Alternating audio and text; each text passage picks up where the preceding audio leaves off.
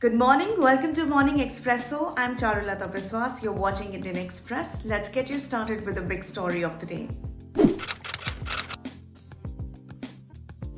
Days before the extended tenure of Enforcement Directorate Director Sanjay Kumar Mishra is scheduled to end, the centre has brought in ordinances to extend the tenures of the chiefs of Central Bureau of Investigation (CBI) and the ED for up to 5 years.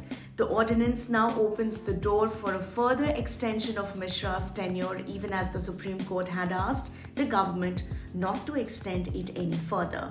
Meanwhile, the opposition questioned the motive and intentions behind the government's tearing hurry to promulgate an ordinance to ensure that directors of the ED and CBI could have longer tenures, given that Parliament is scheduled to meet later this month.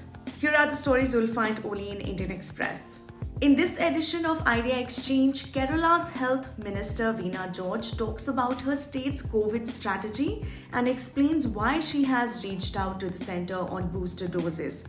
Read the full article on indianexpress.com. Here are the top stories from the front page. In a big boost to India's air defense capabilities, Russia has started delivery of the much-awaited S-400 missile system for deployment on schedule this year, official sources have confirmed. The S-400 is among the most advanced air defense systems in the world, with a range of around 400 kilometers. The system is already available with China, which has deployed it along the LAC in eastern Ladakh. Milind Teltumbre, a Central Committee member of the banned CPI Maoist organization, was among the 26 Maoists killed in Saturday's encounter with security personnel in Maharashtra's Gadchiroli district, a senior police officer said. He was also the younger brother of former IIT professor, Dalit intellectual and writer Anand Teltumbre, who has been jailed in connection with the Elgar Parishad case. Based on a complaint by Vishwa Hindu Parishad activists, two women journalists reporting on recent instances of alleged religious vandalism in Tripura were detained by the Assam police. A senior police officer said a few videos posted by the journalists on social media are suspected to have been doctored. They have been booked under sections relating to spreading communal disharmony, committing insult with the intent of provoking breach of peace, and criminal conspiracy. Here are the must-reads. Uttar Pradesh Chief Minister Yogi Adityanath has claimed that Chandragupta Maurya, who founded the Mauryan kingdom, had defeated Alexander of Macedonia, and yet historians did not describe him as great. Alexander died in 323 BC, a few years after his Indian campaign. There is some debate among historians over when Chandragupta came to power, but it is generally believed to have been after Alexander's death.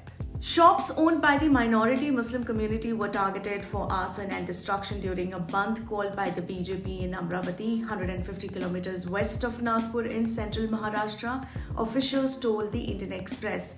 In the Kotwali area where the violence took place, police officials said they were outnumbered by a massive gathering of activists of the BJP, Bajrang Dal, Vishwa Hindu Parishad and Maharashtra Navnirman Sena. The decision to rename the newly built railway station of Bhopal, which will be inaugurated by Prime Minister Narendra Modi today, reflects an attempt by the BJP to regain some of the ground that it lost among tribal and scheduled caste voters in the assembly elections of 2018. The station has now been renamed after Rani Kamlapati, the first Gond queen of Bhopal. Earlier it was called Habibganj. The Gonds, who number more than 101.2 crore, are India's largest tribal group.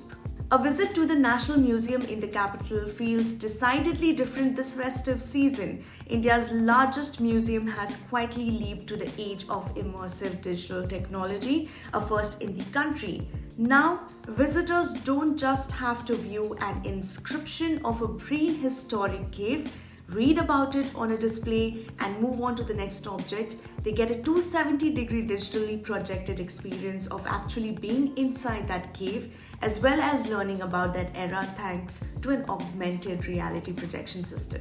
And finally, What was once a grazing land has now become the breeding ground for some of India's most talented hockey players. In 2004, while traveling to Sonipat, former India captain Preetam Rani Sehwag spotted a parcel of unkempt land large enough to play hockey.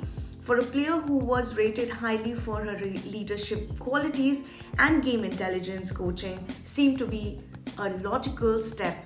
On Saturday, 17 years later, Sehwag, who had earlier won an Arjuna Award, received the prestigious Dronacharya Award, making her one of the few recipients of the National Sports Award as both a player and now a coach. That's a wrap from my end. For more news and updates, subscribe to our channel, Indian Express. Thank you for watching.